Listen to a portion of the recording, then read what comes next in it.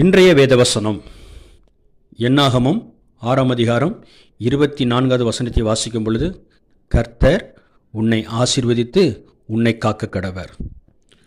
அந்த வார்த்தையின்படியே இன்றைக்கு உங்களை ஆசீர்வதிக்க வல்லவராய் இருக்கிறார்.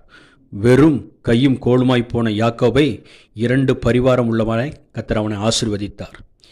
ஈசாக்கு பஞ்ச தேசத்திலே விதைத்தான், அவரை 100 மடங்கு ஆசீர்வதித்தார்.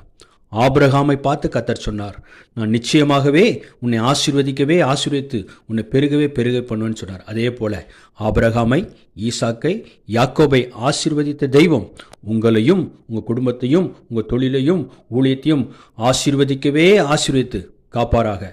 God bless you. கர்த்தர் உங்களை ஆசீர்வதிப்பாராக. ஆமென்.